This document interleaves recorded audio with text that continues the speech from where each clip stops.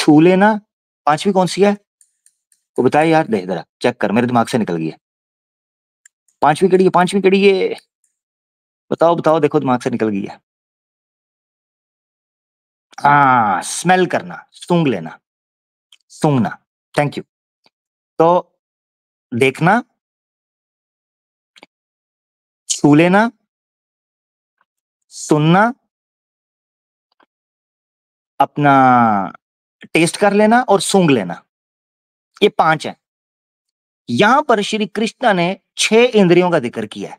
कमाल बात, इसीलिए याद रखना है कि इस श्लोक के अंदर श्री कृष्णा ने यहां तक बोल दिया है कि जो इस जीवन काल के अंदर फंसकर, इस लाइफ के अंदर, हा, जो अपने दिमाग को भी लगा दें उनका भी बेड़ा गर्क हो जाता है।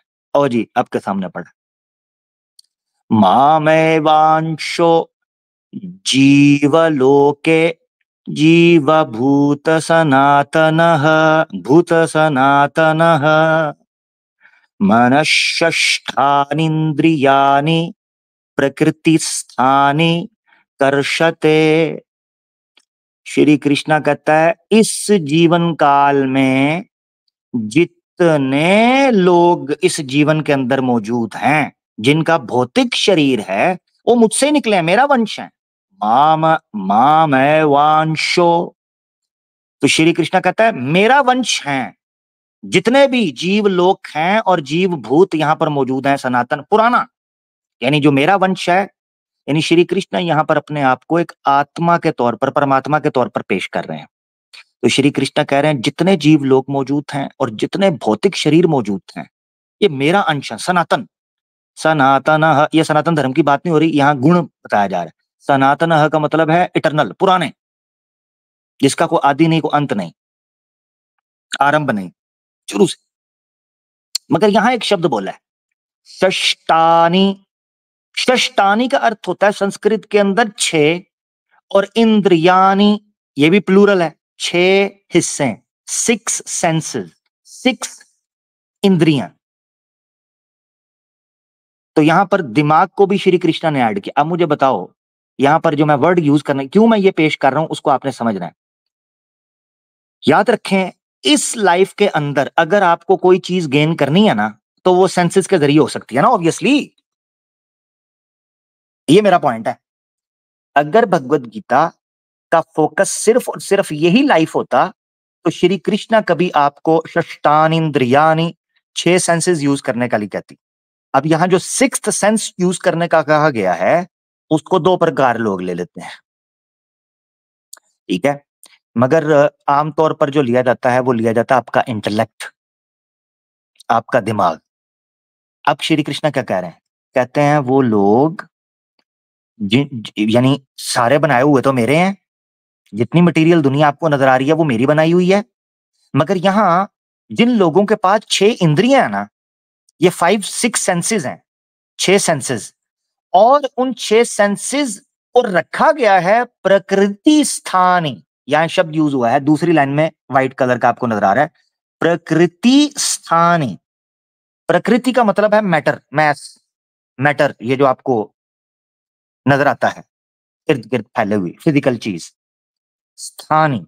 जब ये इंद्रियां, जब ये 6 सेंसेस किसी मटेरियल चीज के अंदर आती हैं, कर्षते, वो फंस जाता है, वो फंस जाता है। पता क्या पॉइंट है श्री कृष्णा का? श्री कृष्णा का पॉइंट यह है कि जितने पुरुष इस प्रकृति के अंदर फंसे हुए हैं, वो इन इंद्रियों के कारण फंसे हुए हैं, क्योंकि इनका आपस में मिलाप हुआ। अब ये पुरुष और प्रकृति की क्या परिभाषा है, इसको मैं आगे जाके कभी एक्सप्लेन करूंगा। ये एक जबरदस्त फिलॉसफी है जिसको भगवत गीता के अंदर भी डील किया गया, कि पुरुष और प्रकृति का आपस में जो मिलन हुआ है, जिस वजह से ये भौतिक जीवन उपलब्ध हुआ है या उत्पन्न हुआ है या प्रस्तुत हुआ है, व्हाटएवर यू से, जो हमारे सामने आया है पुरुष और प्रकृति के संगम से। तो श्री कृष्णा कह रहे हैं कि जो ये जीवन है ना, जो पुरुष और प्रकृति की वजह से सामने आया है, बेसिकली इसका बेड़ा गर्क इसलिए हुआ है कि इसमें ये इंद्रियां मौजूद है। अब मुझे बताओ कि भगवत गीता तो इस जीवन के बारे में कह रही है कि हम फंस चुके हुए हैं, इस जीवन को फंसा हुआ कहा गया है, इस जीवन से मुक्ति पा लेना ही गीता का गोल है। तो इस जीवन का गोल नहीं हुआ, बल्कि इस जीवन से मुक्ति पाना गोल हुआ। याद रखना। आगे बढ़ते हैं। ओए होए होए होए! अब आपके सामने वो नुक्ता आ गया जिसको मैं पेश कर रहा था।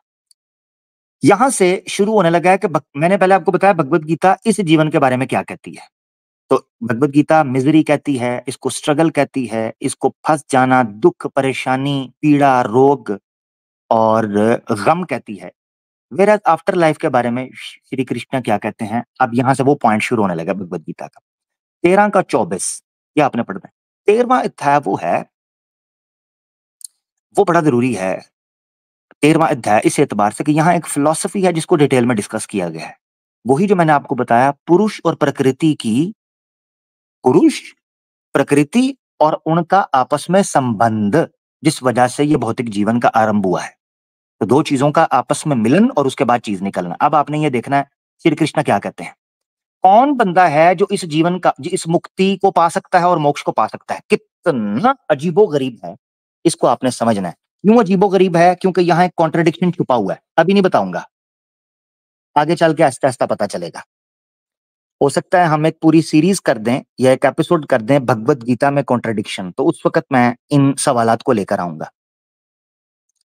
अब वो क्या कहते हैं जी?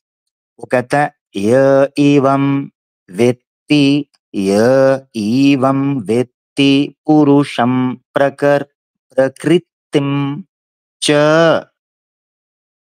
श्री कृष्ण कहता है कि जो लोग जान लेते हैं पुरुष को, प्रकृतिम प्रकृति को, च और गुणेह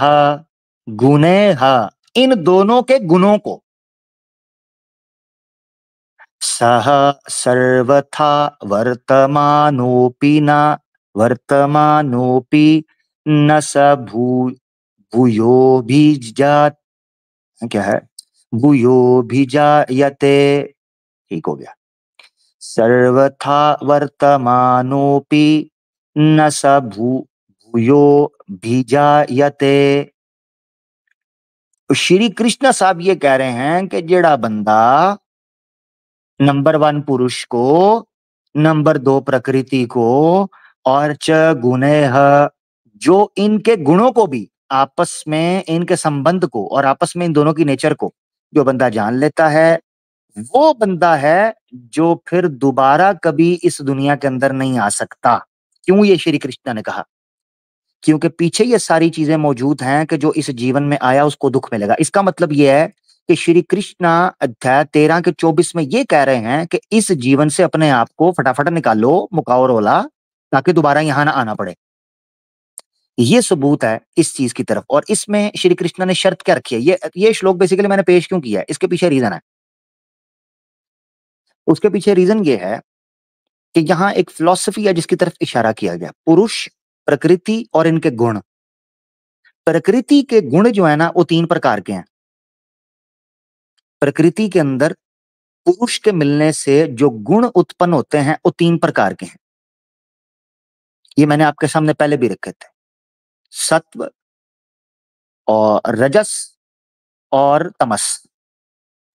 ये 3 प्रकार की नेचर निकल कर सामने आती है। ये पॉइंट मैंने क्यों रखा है, इसको अगर कोई बंदा नोट करना चाहता है नोट कर ले, क्योंकि ये बहुत इंपॉर्टेंट ट्विस्ट आएगा भगवत गीता को समझने में। ये जो पुरुष, प्रकृति और गुण है, इन चीजों को समझना तो बड़ा जरूरी है। तो श्री कृष्णा क्या कहते हैं? वो ये कहते हैं कि जो बंदा इन चीजों को समझ लेगा, सर्वथा वर्तमानोपि, उसका कैसा भी हाल क्यों ना हो, वर्तमान कहते हैं अभी की सिचुएशन, करंट सिचुएशन, सर्वथा कुछ भी वर्तमानोपि, उसका कुछ भी इस दुनिया के अंदर हाल हो, न स भूयो भी जायते, वो दोबारा कभी जन्म नहीं लेगा, चाहे कैसा भी बुरा हाल उसका क्यों ना हो।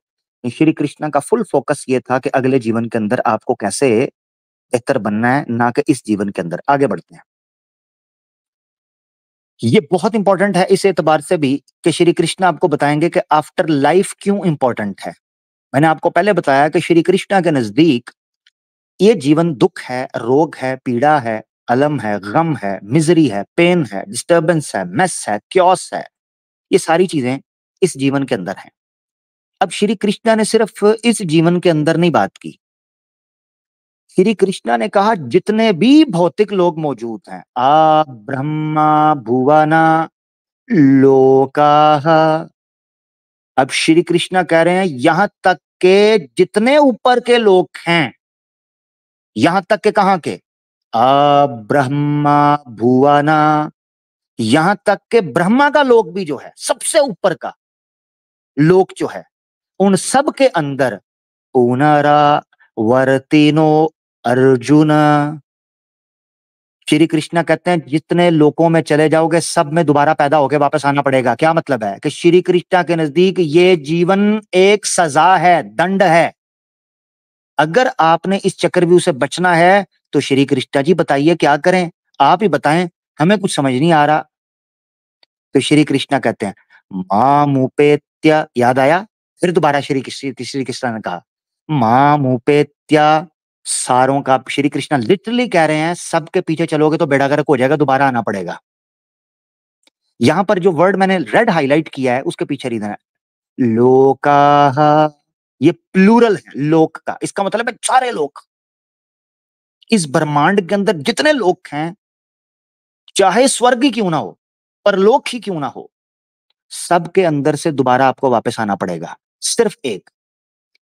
तो श्री कृष्णा उसका उत्तर देते हैं, वो कहते हैं मां मुपेत्या, ओ मेरे पीछे आ जा अर्जुन, टेंशन न ले, मेरे पीछे आ जा, मां मुपेत्या तू कौन्तेय पुनर्जन्म न विद्याते। तो श्री कृष्ण कहता मेरे पीछे चलेगा, ए कौन्तेय के पुत्र, पुनर्जन्म, ना तो पुनर्जन्म तुझे जनाब मिलेगा, न विद्याते, ना विद्याते, ना तुझे दोबारा जन्म लेना पड़ेगा। आहा, क्या बात है, क्या बात है। यहां से पता चला कि श्री कृष्णा के नजदीक ये जीवन एक दंड है, सजा है, पनिशमेंट है, ये जीवन का कोई सत्य नहीं है। अगर तुम वाकई जीना चाहते हो तो चाहे तुम्हें स्वर्ग क्यों ना मिल जाए, तुम्हें मुक्ति नहीं मिलेगी। श्री कृष्णा कहता है मेरे पीछे आओ ताकि जीवन मिले ही ना दोबारा। इसका मतलब यह है, श्री कृष्णा कहता है जन्म लेना ही दंड है। तो जितने लोग इस वक्त इस दुनिया के अंदर मौजूद हैं, भगवत गीता के मुताबिक ये जिंदगी उनके लिए मिजरी है, पेन है, दंड है, ये याद रखना है, ठीक है ना।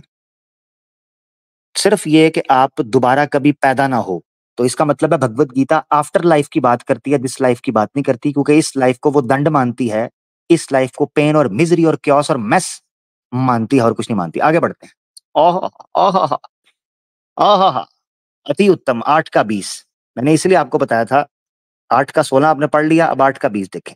इसमें श्री कृष्ण आपके सामने आपको ये चीज बताएंगे कि अच्छा, कुछ लोग कह रहे हैं सारे सनातनी यही मानते हैं, एग्जैक्टली इसलिए तो मैं कह रहा हूं ये एच मुस्लिमों ने इनका बेड़ा गर्क करवा दिया सनातनियों का।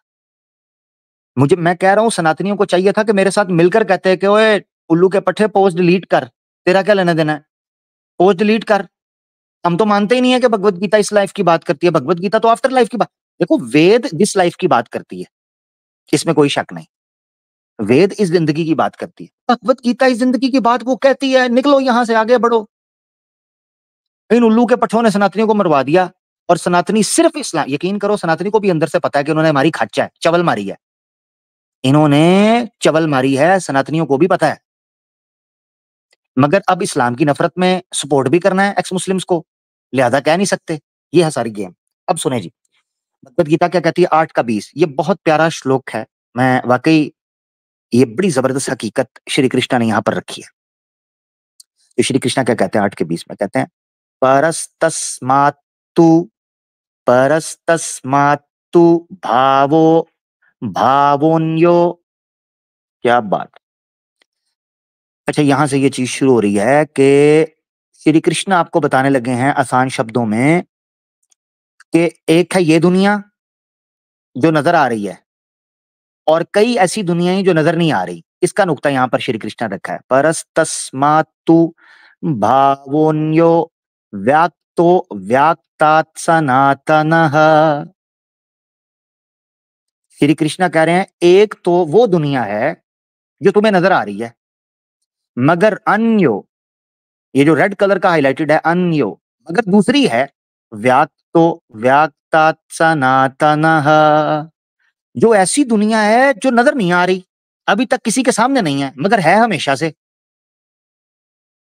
तो श्री कृष्णा ने यहां वाज़ेह तौर पर स्पष्ट रूप से दो प्रकार की जो लोक हैं, दो प्रकार की दुनियाएं हैं, डायमेंशन है, उनका जिक्र किया। एक वो डायमेंशन है जो हमें नजर आ रही है, मगर एक दो वो दुनिया जो हमें नजर नहीं आ रही। तो उसके बारे में श्री कृष्णा क्या कहते हैं, वो क्या है? श्री कृष्णा कहते हैं ये जो अन्य जो लोक है ना, जो दुनिया है, उसके बारे में श्री कृष्णा कहते हैं यसा सर्वेषु यसा सर्वेषु भूतेषु नश्यत्सु न विनश्यति, यसा सर्वेषु भूतेषु नशस् नश नशयत्सु नशयत्सु विनाश न विनाश्यति। इसका मतलब ये है, श्री कृष्ण कहते हैं कि जो लोक अभी तुम्हें नजर नहीं आ रहा और वो आने वाला है, अभी तक नहीं आया, आने वाला है, उस लोक के बारे में तुम्हें मैं बता दूं कि वो क्या है। उन्होंने कहा सर्वेषु भूतेषु, सारे के सारे लोक नश्यत्सु, तबाह हो जाएंगे, बर्बाद हो सकते हैं, न विनश्यति, मगर ये तबाह नहीं होगा। आप अंदाजा कर रहे हैं क्या कह रहे हैं श्री कृष्ण? इसका मतलब है श्री कृष्ण कह रहे हैं इस जिंदगी के अलावा एक और जिंदगी, एक और लोक, एक और दुनिया है जो कभी खत्म नहीं होगी, चाहे सारी ये तबाह हो जाए, कयामत आ जाएगी सबके ऊपर, मगर वो बाकी रहेगी। ये जुमला बोला हुआ है, यसा सर्वेषु भूतेषु नशयत्सु न विनश्यति, सारों का नाश हो जाएगा, मगर इस लोक का, जिसका जो अभी आया नहीं है, अभी प्रकट नहीं हुआ, विनश्यति, उसका नाश नहीं हो सकता, वो खत्म नहीं हो सकता। ये श्री कृष्ण कह रहे हैं। साफ तौर पर पता चल रहा है कि श्री कृष्ण ने इस जिंदगी की बजाय आखिरत की जिंदगी को तरजीह दी है, ऑनेस्टली। और मैं एक चीज आपको बताऊं, श्री कृष्णा भी एक जन्म के कायल आपको दिखाई देते हैं। गीता कम से कम आपको यह बताती है कि जो श्री कृष्णा को मान लेगा ना, संपूर्ण रूप से श्री कृष्णा की भक्ति में आ जाएगा, उसको दोबारा जन्म नहीं लेना पड़ेगा। श्री कृष्णा ये कह रहा है, आप समझो। हो, क्या बात। आगे बढ़ते हैं। यहां एक शब्द यूज हुआ है, वैसे तो इसका भी इजहार हो गया, ये मैंने इसलिए ऐड किया था कि भगवत गीता में एक शब्द यूज हुआ है जिसका मतलब है निर्वाण। आपको पता होना चाहिए कि बौद्ध मत में मोक्ष के इक्विवेलेंट वर्ड यूज होता है जिसको निर्वाण बोलते हैं। भगवत गीता में श्री कृष्ण ने निर्वाण वर्ड यूज किया इसी कॉन्टेक्स्ट के अंदर।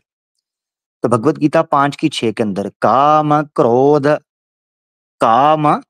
क्रोध वियुक्तानम वियुक्ता, ठीक है, वियुक्तानाम यतीनम यतीनाम इयत चेत इयत चेतासाम अभि अभि तु ब्रह्म निर्वाणम वर्तते विधि तात्म तात्मनाम, ठीक हो गया, विधितात्मनाम।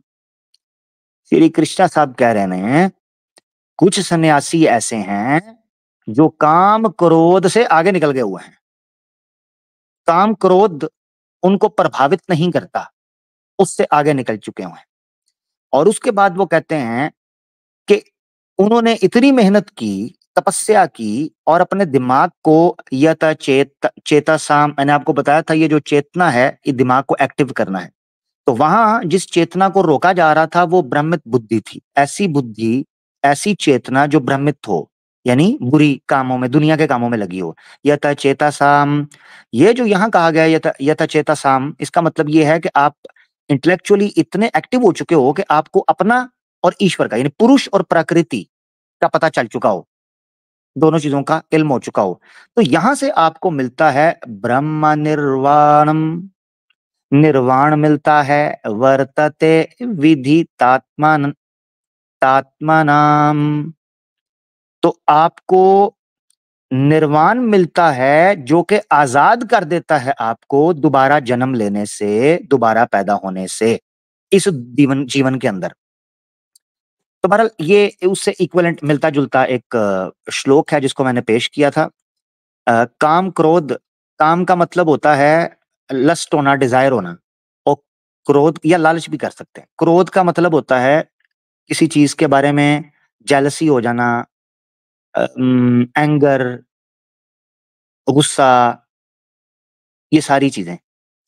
तो यानी जो योगी बन जाता है या जो तपस्वी हो जाता है उसके अंदर काम और क्रोध नहीं होना चाहिए। ठीक है, ये चीज। खैर मैं इस चीज को इसलिए पेश करना चाह रहा था, ये आखिरी आखिरी श्लोक को, कि यहाँ एक वर्ड मुझे अच्छा लगा जो निर्वाण था, कि ये वर्ड भगवत गीता के अंदर आया हुआ है और इस शब्द का भी अर्थ निकलता है। बाय द वे, एक और वजह जिस वजह से मैंने इस शब्द को भी पेश किया, निर्वाण मोक्ष जो है एक ऐसी टर्म है जिसको तोड़ मोड़ के पेश किया जा सकता है, मगर निर्वाण शब्द जो है ये बेसिकली मटेरियल लिबरेशन को जाहिर कर, यानी मटेरियल एग्जिस्टेंस से लिबरेशन को जाहिर करता है, जिससे पता चलता है कि ये जीवन जो है इससे मुक्ति पाना बड़ा जरूरी है। इसीलिए आपने देखा होगा कि बौद्ध जो हैं वो मॉन्क्स बनने को प्रेफर करते हैं निर्वाण के कॉन्टेक्स्ट के अंदर भी, यानी वो पॉलिटिकली इतना एक्टिव होने को बेहतर नहीं समझते बौद्ध मत के अंदर। उसके पीछे भी रीजन ये है कि निर्वाण बेसिकली मटेरियल एग्जिस्टेंस को ज्यादा अच्छी निगाह से नहीं देखता। ये एक पॉइंट भी था इस चीज को बताने के लिए कि भगवत गीता भी आफ्टर लाइफ के ऊपर ज्यादा तवज्जो देती है बजाय इसके के इस जीवन के अंदर। आगे बढ़ते हैं, अब आ जाते हैं कुरान के ऊपर। इससे पहले कि मैं कुरान के ऊपर शुरू करूं, ये सेगमेंट हमारा बड़ा प्यारा शुरू होने लगा है कुरान के हवाले से, मैं मुसलमान दोस्तों से कहूंगा थोड़ा सा एक्टिव हो जाए। ठीक है, हाँ।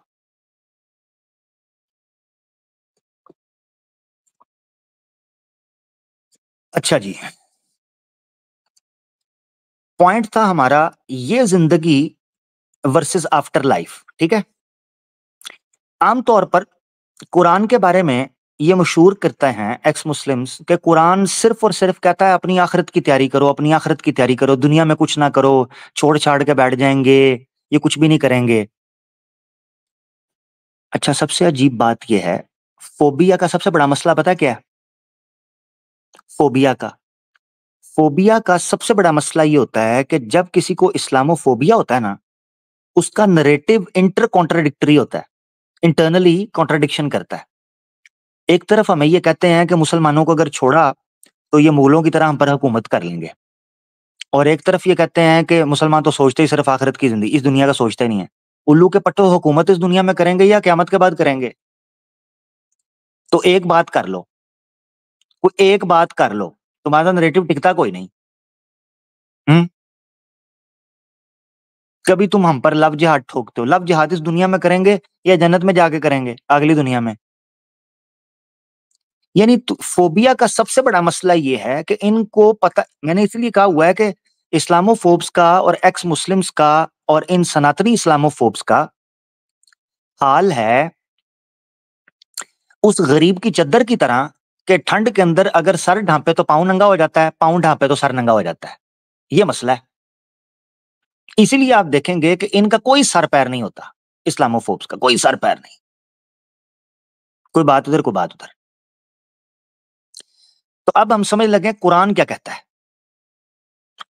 कुरान आखिरत की दुनिया के बारे में क्या बैलेंस करता है और दुनिया के बारे में क्या कहता है, प्योरली कुरान के तौर पर समझने की कोशिश करता है। सबसे पहले है कुरान दुनिया की जिंदगी के बारे में क्या कहता है। सूरह आराफ चैप्टर 7 की वर्स 32 है। कुरान कहता है, उज़ बिल्लाहि मिनश शैतानिर रजीम, कुल ए नबी इनसे कहें, मन हर्रम ज़ीनतल्लाहिल्लती अखरज लिइबादिही वत्तय्यिबाति मिनर रिज़्क। ए नबी, इनसे कहें कि जिस चीज को अल्लाह ने जीनत बनाया है अपने बंदों के लिए, रिस्क के अंदर से पाक चीजें, उसको किसकी जरूरत है कि वो हराम कर रहा है? कौन हराम कर रहा है अल्लाह की बनाई हुई दुनिया को? कौन बता रहा है कि फलां हराम, सब कुछ हराम है? कुल, ए नबी इनसे कहें, हिया लिल्लज़ीना आमनू फिल हयाति दुनिया, ये दुनिया की जिंदगी के अंदर भी मोमिनों को हक है कि वो इस जिंदगी के अंदर जिएं और इस जीनत से फायदा उठाएं जो इस दुनिया के अंदर मौजूद है। खालिसतन यौमल क़यामती, और क़यामत के दिन इनके लिए खालिस होगी, उसमें कुफ़ार को कोई हिस्सा नहीं मिलेगा।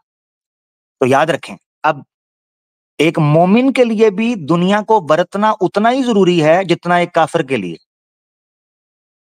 एक मोमिन को भी इस दुनिया के अंदर पूरा अधिकार है कि वो अपनी ज़िंदगी गुज़ारे। फ्री विल उतनी ही है जितनी काफ़िर के पास है। यहां की खूबसूरती, यहां की नेचर, अल्लाह कहता है किसकी जरूरत है, कौन हराम कर रहा है? कि जो मोमिनों के लिए अल्लाह ने बनाया हुआ है।